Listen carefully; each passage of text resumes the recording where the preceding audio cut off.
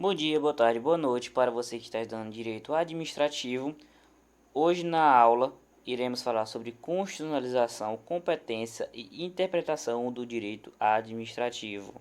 Então, é só escutar, relaxar e pegar a caneta para anotar. Começando, iremos falar sobre o pós-positivismo. O pós-positivismo é uma corrente em que a legislação não é o dever do Estado seguir à risca, estritamente, somente a legislação. Diz que o Estado que age observando somente a legislação não é democrático. Por que tem esse ideal? Vamos tomar como base a escravidão. A escravidão era legalizada, codificada, era totalmente permitida e abrangida, abordada pela lei. Então estava lá legal, codificada. Então um Estado que vai seguir somente a legislação, ele não é um Estado democrático. O Estado ele também deve seguir princípios, deve seguir regra, a ética por trás, a relação entre ética e direito. Então, princípios, regras, vai respeitar a dignidade humana, os direitos fundamentais. Isso tem que estar os princípios pregados nos textos constitucionais. Então não é somente a legislação. Então pós-positivismo vai ter esse olhar mais abrangente. Não somente olhar para a lei e aplicar tudo aquilo que está na lei estritamente, às cegas. Então esse é o pós-positivismo. Por sua vez, o neoconstitucionalismo no âmbito do direito administrativo vai tratar sobre a força normativa dos princípios, mesmo que, ainda que não haja previsão legal, mesmo que não esteja lá no código, não esteja lá explícito no código. Vai falar também sobre incorporar valores, opções políticas em textos constitucionais. Vai também ter a promoção da dignidade humana e direitos fundamentais, assim como no pós-positivismo, que nós vimos ainda agora. E um exemplo do neoconstitucionalismo com a sua ideia de princípios tendo força mesmo sem previsão, temos um recurso extraordinário do STF que diz: a vedação ao nepotismo não exige a edição da lei formal. Está bem que não exige a edição de lei formal, ou seja, não há uma previsão legal, não precisa ter previsão legal para coibir, para vedar o nepotismo. Por quê? Essa proibição decorre diretamente dos princípios contidos no artigo 37. Ou seja, há um princípio na Constituição Federal e com base nesse princípio da Constituição Federal, vedar o nepotismo não exige nenhuma edição de lei específica para esse ato. Então aí nós vemos uma prática do neoconstitucionalismo aqui no Brasil. Continuando, nós vamos falar agora sobre a competência no direito administrativo. O que é competência? A competência decide o que a cada um compete fazer determinada coisa, o que cada um deve fazer, o que é cada um no jogo do bicho, qual a função de cada pessoa, de cada ente. E a competência aqui que nós iremos falar se refere à competência de cada ente.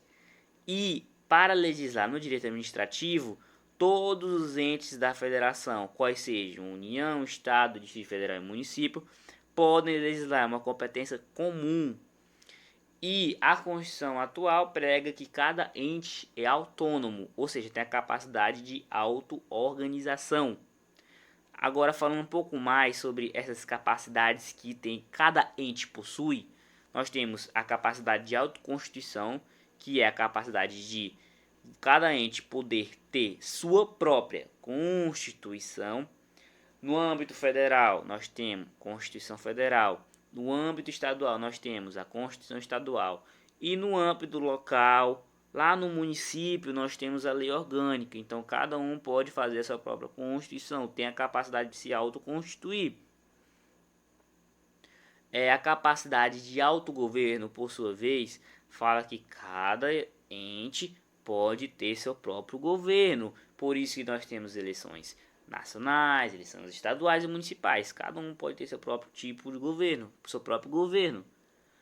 A capacidade de auto-organização agora, por sua vez, fala que cada ente possui autonomia para organizar suas próprias atividades de serviço, de orçamento. Então, cada ente vai ter essa autonomia para decidir, para se auto-organizar, organizar suas atividades essenciais. Agora, falando um pouco sobre a interpretação do direito administrativo, temos alguns reconhecimentos muito importantes para entender melhor essa relação entre a administração e seus administrados. Primeiramente, cabe ressaltar o reconhecimento de uma relação jurídica de desigualdade entre a administração e administrados. O que quer dizer essa desigualdade?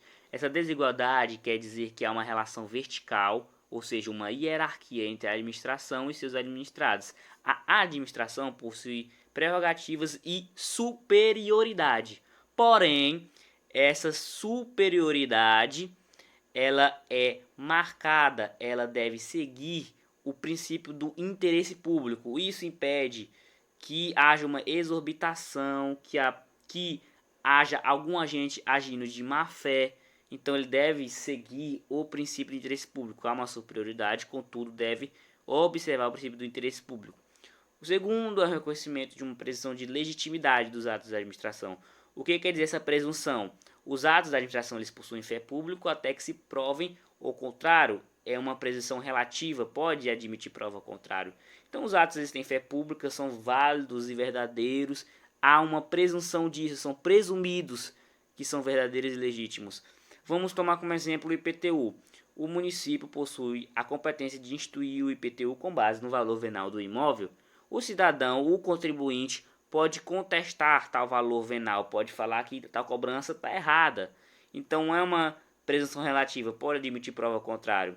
Mas o município pode seguir a lei e instituir o IPTU. Está na sua competência, é totalmente legal, é verdadeira e legítima a instituição do IPTU.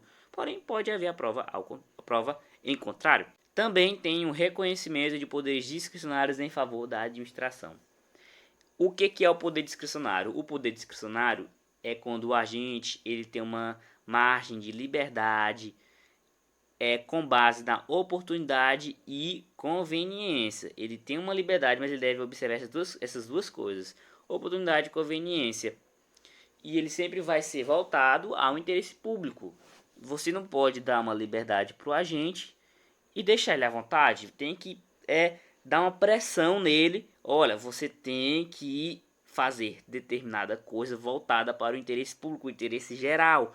Senão a pessoa poderia simplesmente agir por interesse próprio. Então há sempre esse contrapeso. Tem a liberdade de agir, porém deve ser voltada para o interesse público. Esse é o poder discricionário. Você tem a liberdade de agir. Né? A lei não diz tudo certinho, tudo esquematizado, o que deve fazer. Não, tem uma liberdade de escolha, uma liberdade de agir. Temos algumas hipóteses de aplicação desse poder discricionário. Primeiramente, quando que é aplicado o poder discricionário? Primeira hipótese é quando há uma expressa previsão legal, quando está lá na lei. Essa previsão legal, nós temos como exemplo a nomeação para um cargo em comissão. Por quê? Você nomear alguém para um cargo em comissão é de livre nomeação e livre exoneração. Você tem a liberdade, o agente tem a liberdade para nomear a pessoa para um cargo em comissão. Então, há uma previsão legal disso, está tudo legalizado. Então, há uma previsão legal que tem essa discricionariedade. A segunda hipótese é quando a lei ela não é capaz de descrever todas as situações minuciosamente que a administração pública vai tratar no seu dia a dia, no seu cotidiano. Então, por não poder descrever tudo, tem essa margem de liberdade. Um dos exemplos é no caso do perigo iminente, porque há muitas hipóteses do perigo iminente e a administração pública vai verificar cada caso a caso e vai falar o que é o perigo iminente, não é perigo iminente, e sempre, quando há poder discricionário, deve observar a oportunidade e conveniência. A terceira hipótese é quando a lei atribui uma competência, mas não descreve o modo de exercer essa competência. Vamos lá. O artigo 261 do CTB diz que pode ser imposta, prevê casos em que será imposta a penalidade de suspensão do direito de dirigir. Só que a administração ela decide o período de suspensão porque a lei atribui a competência para tal, mas não fala como é que é o modo que deve ser exercido, que deve ser exercida. Então, há a margem de discricionariedade. Então, aí entra o poder discricionário. Você dá a competência, mas não fala o modo de exercer essa competência. Então, há a margem de discricionariedade. Por hoje é isso. A aula encerra por aqui. Eu espero que vocês tenham entendido e aprendido.